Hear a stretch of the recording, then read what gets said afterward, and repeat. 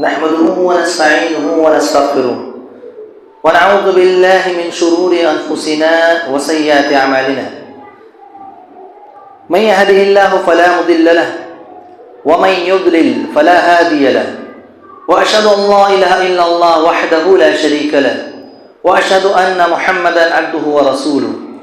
أما بعد فإن خير الحديث كتاب الله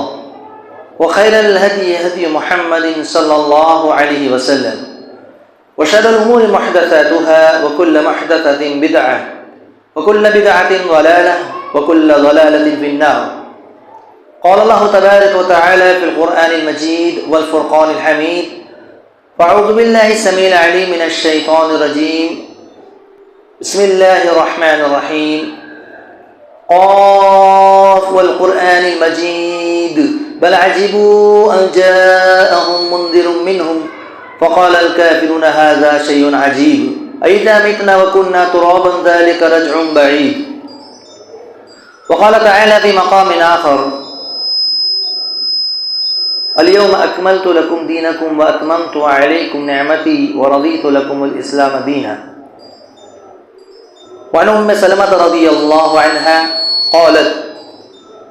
ما رأيت النبي صلى الله عليه وسلم يصوم الشهرين متتابعين إلا شعبان ورمضان. سبحانك لا علم لنا إلا ما علمتنا إنك أنت العليم الحكيم. رب اشرح لي صدري ويسر لي أمري واحلل عقدة من لساني يفقهوا قولي. اللهم انفعني بما علمتني وعلمني ما ينفعني وزدني علما.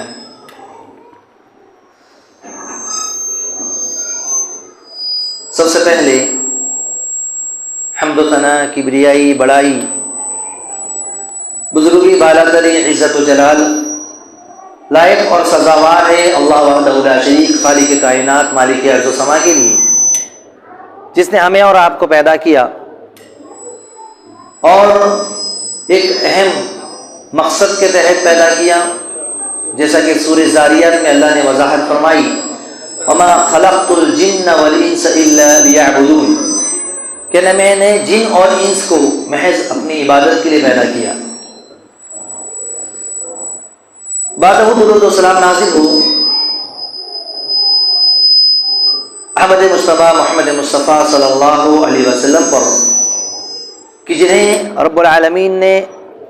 رحمت للعالمین بنا کر کے بھیجا.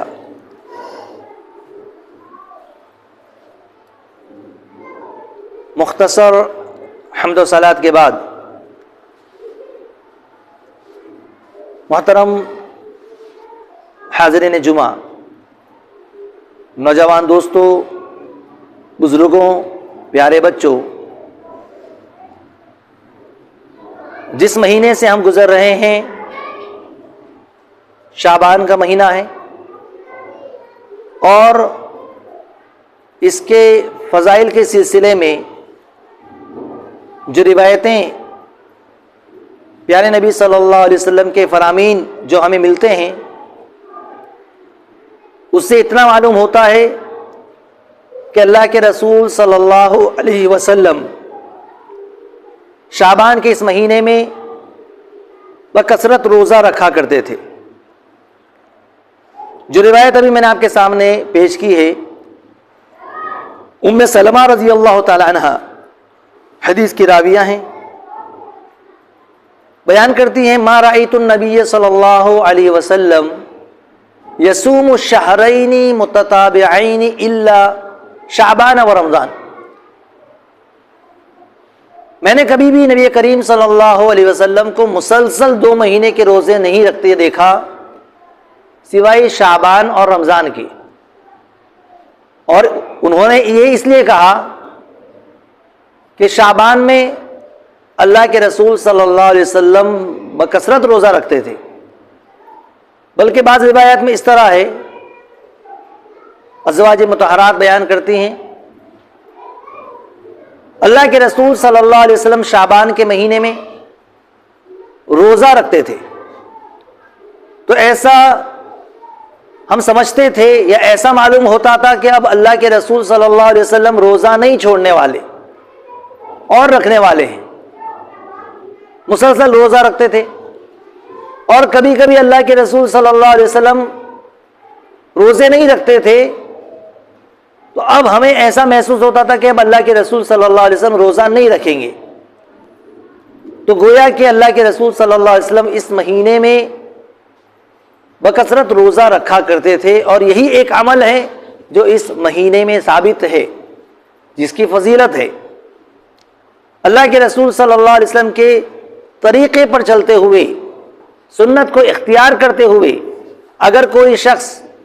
شعبان کے مہینے میں کثرت سے روزہ رکھتا ہے تو وہ نبی کی سنت کو پاتا ہے۔ بعض روایتوں میں 15 شعبان کے بعد روزہ رکھنے سے منع کیا گیا، نصف شعبان کے بعد، اذا انتصف شعبان فلا تصوموا، کہ جب شعبان کا نصف مہینہ گزر جائے تو تم روزے نہ رکھو۔ تو یہ اس کی علماء نے وضاحت یہ کی ہے، محدثین نے، کہ رمضان کے لیے تیاری کرنے کے لیے کہیں مسلسل شعبان کے روزے رکھتے رکھتے جو نفلی روزے رکھنے کی وجہ سے، سنت روزے رکھنے کی وجہ سے فرض روزے ہیں اس میں کمی نہ آ جائے، رمضان میں پھر انسان کے پاس قوت نہ رہے، طاقت نہ رہے، کہیں ایسی بات نہ ہو، اسی لیے اللہ کے رسول صلی اللہ علیہ وسلم نے روک دیا، منع فرما دیا۔ البتہ وہ روزے جس کا انسان نے معمول بنایا ہوا ہے، ہفتہ واری روزے، پیر اور جمعرات کا روزہ، اسی طرح ایام 20 کے روزے، 13، 14 اور 15 تاریخ، چاند کی جو تاریخ آتی ہے ہر مہینے میں، تو اگر کوئی وہ روزہ رکھنا چاہ رہا ہے یا رکھ رہا ہے تو اس میں کوئی حرج کی بات نہیں ہے۔ لیکن اگر ہم معاشرے میں نظر ڈالتے ہیں تو ہمیں ایک الگ ہی منظر دیکھنے کو ملتا ہے۔ ایک طرف ذخیرہ احادیث کو ہم دیکھیں، نبی کریم صلی اللہ علیہ وسلم کی سیرت کا مطالعہ کریں، نبی کو سب سے زیادہ چاہنے والے، نبی کی اقتداء کرنے والے، نبی کے لیے اپنی جان نچھاور کرنے والے، نبی کی اقتداء میں نمازیں ادا کرنے والے صحابہ کرام کی سیرت کا، ان کی حیات طیبہ کا، ان کی زندگی کا مطالعہ کریں، اور آج کے معاشرے کا، ماحول کا، اور آج کے مسلمانوں کی زندگی کا اگر ہم جائزہ لیں تو بالکل معاملہ برعکس نظر آتا ہے، بالکل مخالف نظر آتا ہے۔ اب آج کا خطبہ جمعہ شب برات کی حقیقت کے عنوان سے ہے۔ شب برات جسے بڑی اہمیت دی جاتی ہے، بڑی ہی فضیلت بیان کی جاتی ہے، اور آپ دیکھیں کہ پیارے نبی صلی اللہ علیہ وسلم نے واضح فرما دیا کہ سال میں 2 دن خوشی کے، عید اور تہواروں کے اللہ رب العزت نے تمہیں دیے ہیں، عید الفطر، عید الاضحیٰ، لیکن جو منظر ہمیں نظر آتا ہے اس رات میں وہ ایک تہوار سے کم نہیں ہوتا، خوشی سے کم لوگوں کے اندر نہیں ہوتا۔ آپ دیکھیں تو لوگوں کی اکثریت، مسلمانوں کی اکثریت اس دن خصوصی طور پر اپنے گھروں کی صفائی کا اہتمام کرتے ہوئے نظر آتی ہے۔ صفائی ستھرائی رکھنا اچھی بات ہے، ہر روز صاف کر رہے ہیں، ہفتے میں صاف کر رہے ہیں، صفائی آدھا ایمان ہے، اس سے کوئی روکتا نہیں، اس سے کوئی منع نہیں کرتا، لیکن خصوصی طور پر اس دن صفائی کرنا، گھروں کی صفائی کرنا، نئے لباس زیب تن کرنا، بچوں کو نئے نئے کپڑے پہنانا، خصوصی طور پر نئے اور لذیذ قسم کے، مختلف قسم کے کھانے پکانا، اور اس کے بعد گھروں کو مزین کرنا، لائٹنگ، اور اسی طرح چراغاں کرنا، لائٹ جلانا، اور خاص طور پر قبرستان میں چراغاں کرنا، لائٹ، مسجدوں کو پورے لائٹ اور مختلف قسم کے رنگ برنگی لائٹ سے مزین کرنا، اور اسی طریقے سے آپ دیکھیے کہ روڈ کے اوپر، یا یہ کہ گھروں کے اندر، یا یہ کہ مسجدوں کے اندر ایک الگ ماحول ہم کو نظر آتا ہے۔ رات جاگنے کا خصوصی اہتمام، کہیں انفرادی طور پر، کہیں اجتماعی طور پر، کہیں مسجدوں کے اندر، کہیں اجتماعات، کوئی تقریر، کوئی وعظ، کوئی پروگرام، یہ ساری چیزیں کس وجہ سے ہو رہی ہیں کس بنیاد پر ہو رہی ہے کہ یہ جو رات ہے یہ بہت ہی زیادہ خصوصی اہمیت کی حامل رات، ایسا مانا جاتا ہے، ایسا باور کیا جاتا ہے۔ اگر رمضان کے یعنی شعبان کے مہینے کی بات اگر کی جائے، نبی کریم صلی اللہ علیہ وسلم سے پوچھا گیا کہ اللہ کے رسول آپ اس مہینے میں سب سے زیادہ روزہ کیوں رکھتے ہیں؟ ابھی میں نے آپ کے سامنے مختلف حدیثیں ذکر کی کہ اللہ کے رسول صلی اللہ علیہ وسلم سے اس مہینے میں جو زیادہ ثبوت ہے،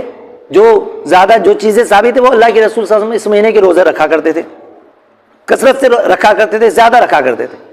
جب پوچھا گیا اللہ کے رسول آپ اس مہینے میں سب سے زیادہ روزہ کیوں رکھتے ہیں،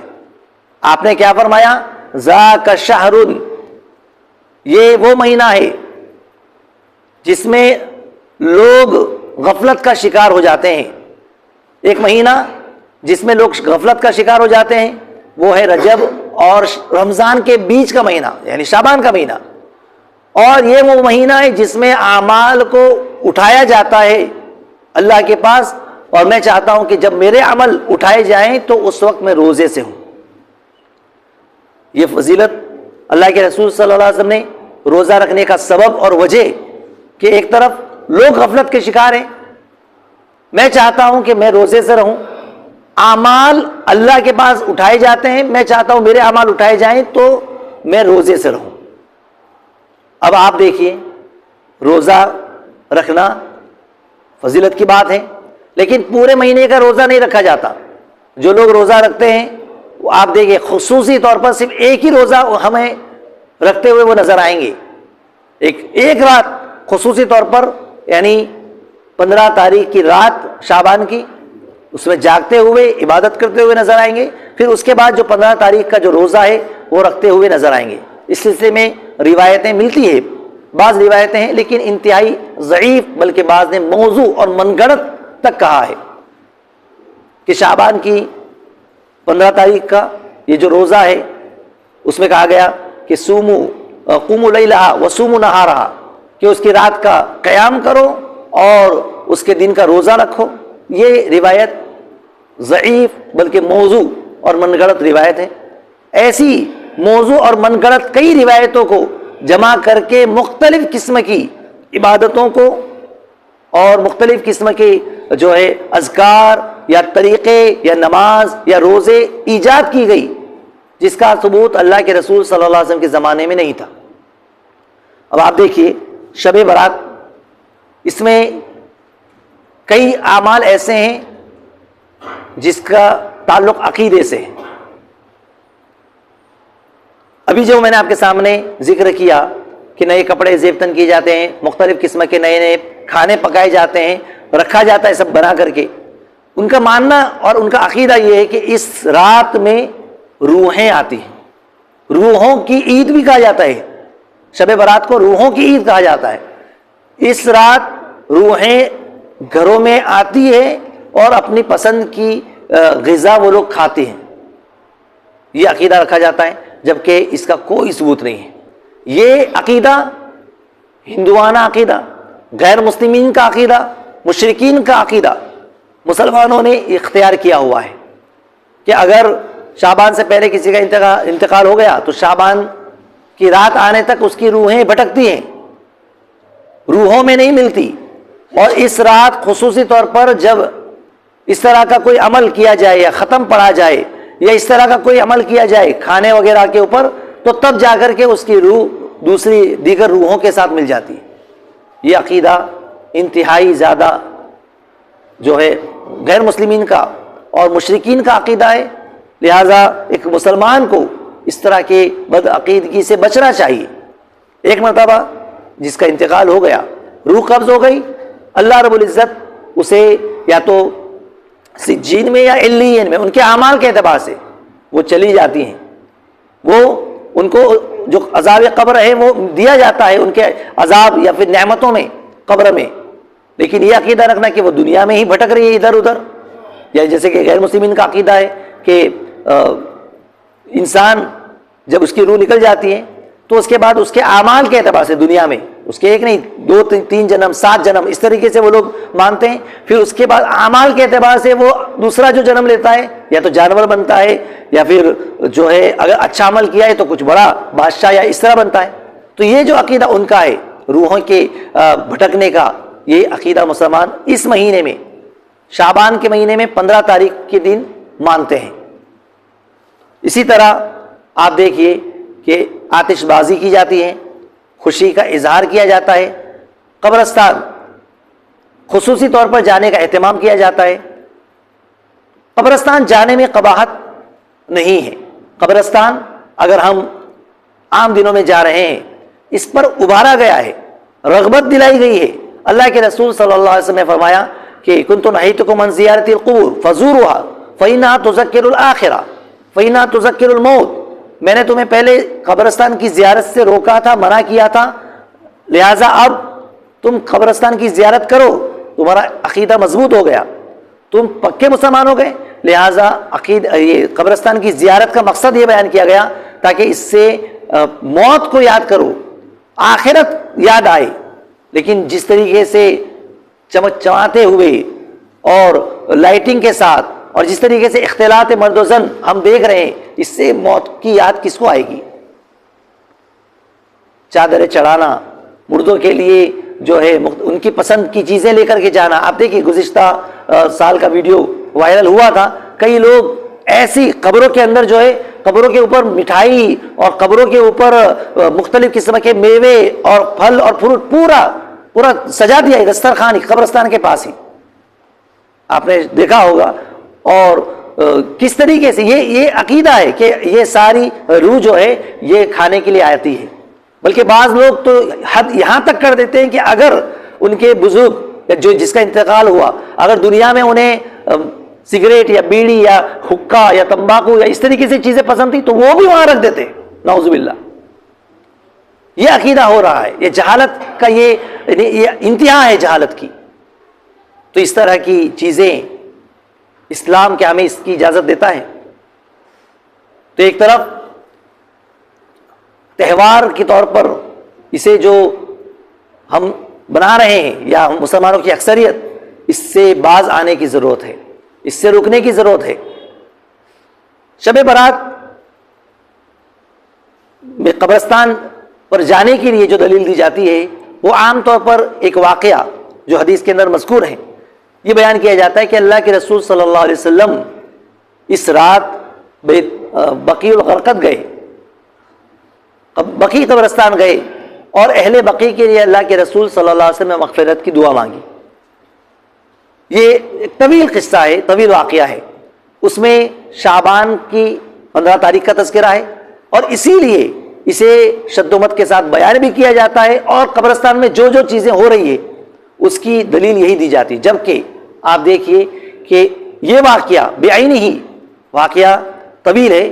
اللہ کے رسول صلی اللہ علیہ وسلم آرام فرما رہے ہوتے ہیں، سو رہے ہوتے ہیں، عائشہ رضی اللہ تعالیٰ عنہ بھی، اور اس کے بعد اللہ کے رسول صلی اللہ علیہ وسلم اٹھتے ہیں. اٹھ کر کے جب نکلتے ہیں تو عائشہ رضی اللہ تعالیٰ عنہ بھی اٹھتے ہیں. وہ یہ سمجھتی ہیں کہ کہیں اللہ کے رسول صلی اللہ علیہ وسلم ان کی دوسری زوجہ کے پاس تو نہیں جا رہے ہیں ضرورت سے. وہ پیچھے آتی ہیں، دیکھتے ہیں تو اللہ کے رسول صلی اللہ علیہ وسلم بقیع گئے ہیں، قبرستان گئے ہیں، دعا کر کر کے واپس آتے ہیں. عائشہ رضی اللہ تعالیٰ عنہ بھی پہلے ہی آ کر کے جو ہے بستر پر لیٹ جاتے ہیں، سو جاتے ہیں. لیکن اللہ کے رسول صلی اللہ علیہ وسلم بھانپ جاتے ہیں، بتلاؤ مجھے خبر تو کیا بات ہے، یا تم بتلاؤ گی یا اللہ رب العزت کی طرف سے مجھے بتلایا جائے. تو وہ کہتی ہے کہ اللہ کی طرف سے تو بتایا جانے والا ہے. لہٰذا وہ یہ بتاتے ہیں، وہ جو ان کو جو اشکال تھا وہ بتا دیتی ہیں کہ مجھے لگا کہ کہیں آپ کسی دوسری زوجہ کے پاس گئے ہیں، اس لیے میں اللہ کے رسول آپ کے پیچھے آئی. اللہ کے رسول نے کہا کہ اے عائشہ، کیا تم یہ سمجھتی ہو کہ اللہ اور اس کے رسول تم پر ظلم کریں گے، تمہارے ساتھ زیادتی کریں گے؟ مجھے اللہ تبارک تعالیٰ نے حکم دیا اہل بقیع کے لیے مغفرت کی دعا کرنے کے لیے، لہٰذا میں جو ہے ان کی مغفرت کی دعا کرنے کے لیے گیا. مسلم کا یہ واقعہ، صحیح مسلم کے اندر یہ واقعہ مذکور ہے اور اس میں شعبان کے مہینے کا تذکرہ نہیں ہے. اور جس میں شعبان کا تذکرہ ہے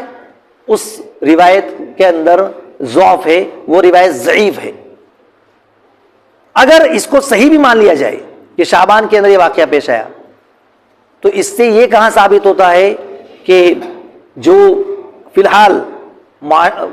قبرستان کے اندر جو معاملات ہو رہے ہیں وہ صحیح ہے یا اس طرح کیا جا سکتا ہے اس ایک حدیث کو پکڑ کر کے؟ جبکہ اللہ کے رسول صلی اللہ علیہ وسلم چپکے سے گئے، سب سو رہے تھے، سب کے سونے کا وقت، آرام کرنے کا وقت تھا، اللہ کے رسول نے اپنی زوجہ کو بھی نہیں کہا، اور یہاں پر اجتماعی شکل میں سب لوگ جا رہے ہیں۔ اور دوسری بات، اللہ کے رسول گئے، دعا کر کے آ گئے۔ اس طرح کا واقعہ نہ کسی صحابی سے بعد میں اور اللہ کے رسول صلی اللہ علیہ وسلم سے بھی بعض لوگوں نے جنہوں نے اجازت بھی دی وہ یہ کہے کہ اللہ کے رسول صلی اللہ علیہ وسلم ایک مرتبہ گئے، اور اگر اس حدیث کو صحیح مانا جائے، جبکہ یہ حدیث صحیح نہیں ہے، تو اس اللہ کے رسول ایک مرتبہ گئے تو جو جانے والے ہیں وہ ایک مرتبہ جا کے آئے۔ اس سے یہ کہاں ثابت ہوا کہ ہر شعبان کی 15 تاریخ کو قبرستان جایا جائے؟ تو بہرحال یہ بدعت ہے۔ اگر خصوصی طور پر اس طرح کا معاملہ کیا جاتا ہے قبرستان جا کر کے، تو قبرستان جانا یہ موت کو یاد کرنا ہے، قبرستان جانا آخرت کی یاد دلاتا ہے۔ قبرستان میں جا کر کے ہمارے جن کا انتقال ہو گیا رشتہ دار، ان کے لیے دعا کرنے میں کوئی حرج کی بات نہیں ہے، لیکن اس کے باوجود بھی خصوصی طور پر اس طرح جانا یہ شریعت میں ایک نیا عمل ہے جس کو بدعت شمار کیا جائے گا۔ تو میرے بھائیوں، تمام قسم کی بدعات اور خرافات، اس سے پہلے بھی اس موضوع پر ہماری گفتگو ہوئی ہے۔ وجہ، اگر آپ اس کی وجہ میں جائیں گے، اس کا سبب معلوم کریں گے، تو یہی کہ جو جیسے جیسے ہم سنت سے دور ہوتے ہیں ویسے ویسے بدعات رواج پاتی ہے، بدعات جو ہے وہ اس میں اضافہ ہوتے جاتا ہے۔ لہٰذا شب برات کا یا شب برات جو یہاں پر نام دیا جاتا ہے، اس کی حقیقت یا اس کے نام پر جو کچھ بھی رواج پایا جا رہا ہے معاشرے کے اندر، یہ صحیح نہیں ہے، یہ شریعت کے خلاف ہے، یہ نبی کریم صلی اللہ علیہ وسلم کے فرمان کے خلاف ہے۔ اس سے بچنے کی ضرورت ہے، اس سے احتیاط کرنے کی ضرورت ہے۔ اللہ سے دعا ہے کہ اللہ تبارک تعالیٰ تمام قسم کی بدعات اور خرافات سے ہماری حفاظت فرمائے، اور جب تک زندہ رکھے، شریعت کی پابندی کرتے ہوئے زندہ رکھے، ہمارا خاتمہ ہو تو ایمان پر ہو، آمین۔